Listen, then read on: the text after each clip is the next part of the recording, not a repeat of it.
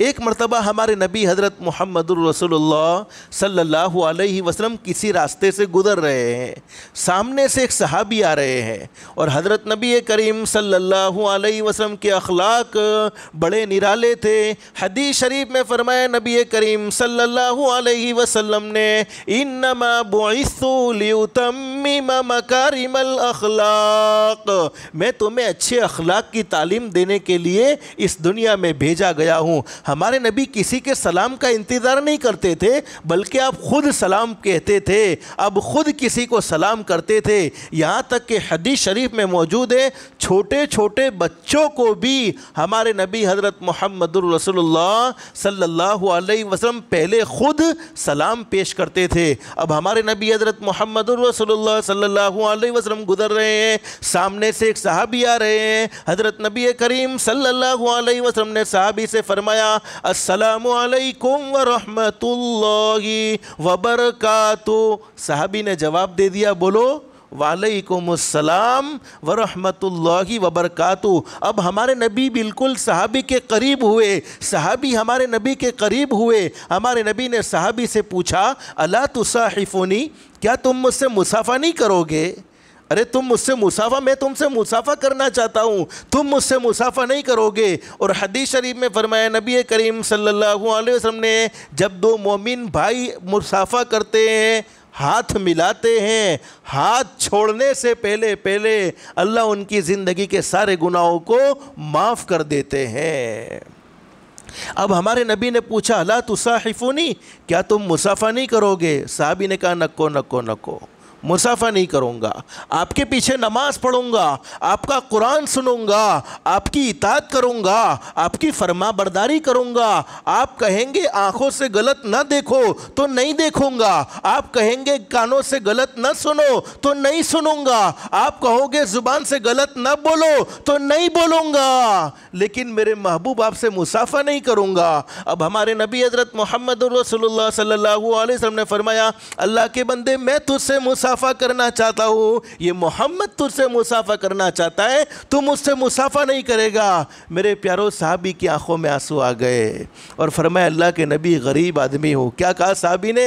اللہ کے نبی غریب آدمی ہوں، مزدور آدمی ہوں، اللہ سے دل سے دعا کر لو اللہ ہر ایک کو مدینۃ المنورہ جانا نصیب فرمائے، اخلاص اور للہیت اور ادب کے ساتھ وہاں کی حاضری ہم سب کو نصیب فرمائے۔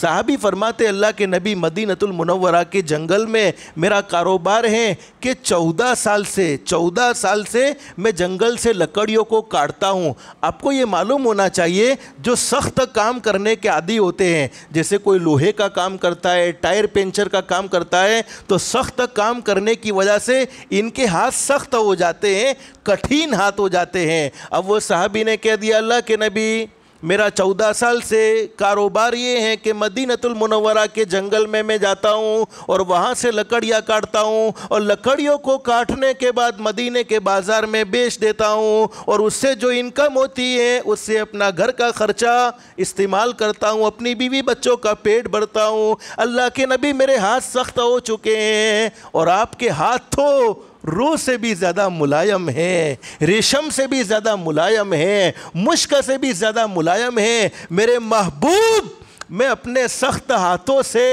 آپ کے ہاتھ کو تکلیف پہنچانا بولو نے نہیں چاہتا۔ آپ کے ہاتھ نرم ہیں، ملائم ہیں، ریشم سے بھی زیادہ، اور میرے ہاتھ حلال کمائی کرنے کی وجہ سے، لکڑی کو کاٹنے کی وجہ سے سخت ہو گئے۔ میں اپنے سخت ہاتھوں سے آپ کے ملائم ہاتھوں کو، آپ کے ریشم سے بھی زیادہ نرم ہاتھوں کو میں تکلیف پہنچانا نہیں چاہتا۔ میرے پیارو یہ صحابی ہیں جو اپنے سخت ہاتھوں سے نبی کو تکلیف پہنچانا بولو، اور ہم نمازیں چھوڑ کر حضرت اقدس نبی کریم صلی اللہ علیہ وسلم کے دل کو زخمی کرتے ہیں، اپنی منمانی زندگی گزارتے ہیں، حضور کی اطاعت نہیں کرتے، حضور کی فرما برداری نہیں کرتے، اور اپنے آپ کو مسلمان سمجھتے ہیں اور سمجھتے ہیں کہ ہم اللہ کے نبی کے سچے عاشق۔ ہمارے نبی کی آنکھوں میں آنسو آ گئے۔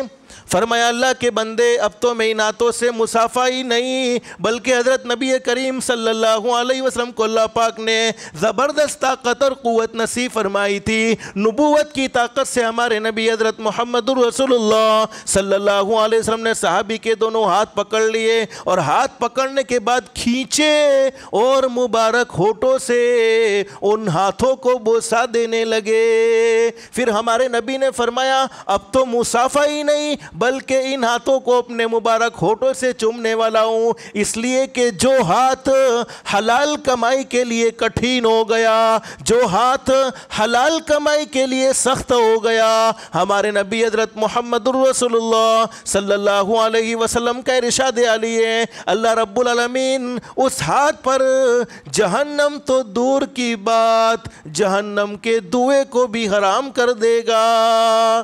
اللہ ہم سب کے لیے بھی جہنم سے نجات کا فیصلہ فرمائے۔